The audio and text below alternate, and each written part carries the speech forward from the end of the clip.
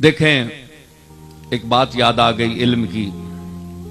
ایک شخص نے کہا وہ داری تھا، منکر، اللہ کا منکر تھا. وہ کہتا ہے زمین آسمان اسی طرح بنے ہوئے ہیں اور چلتے جائیں گے. اس نے کہا کہ ہر مجعول کے لیے جائل کا ہونا ضروری ہے، ہر مخلوق کے لیے خالق کا ہونا ضروری ہے، ہر مصنوع کے لیے صانع کا ہونا ضروری ہے.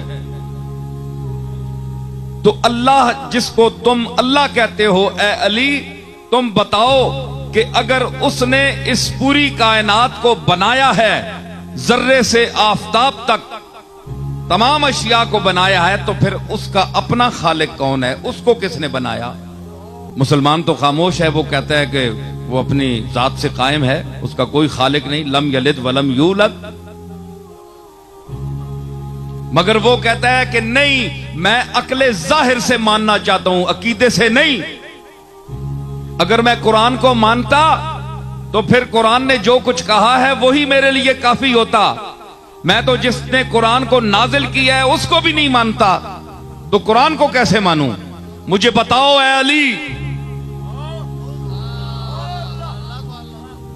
بتاؤ تمہیں جو شہر علم کا دروازہ کہا گیا ہے، نبی نے اپنے علم شہر کا تمہیں دروازہ کہا، تو اب دروازہ ہونے کا ثبوت دو.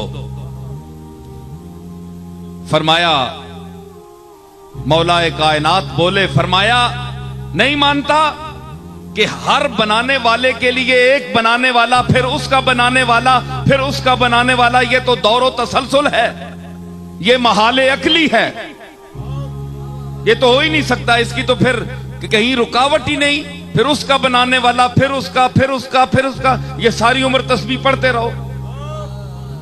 یہ تو محالات عقلیہ سے ہے. اس نے کہا نہیں، مجھے سمجھاؤ، بات سمجھاؤ. فرمایا گنتی آتی ہے، سنو علی کی ہے علم کی بات.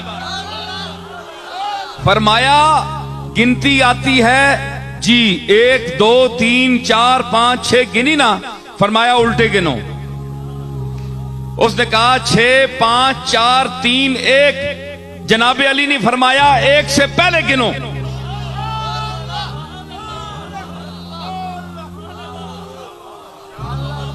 بھائی آگے تو جا رہے ہو نا، 1 2 3 4 5 ہزاروں تک، لاکھوں تک، پیچھے گنو.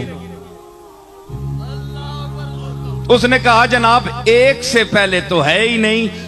آپ نے فرمایا کہ بے وقوف، یہی تو علی کہتا ہے کہ اس ایک وحدہ لا شریک سے پہلے کوئی ہے ہی نہیں.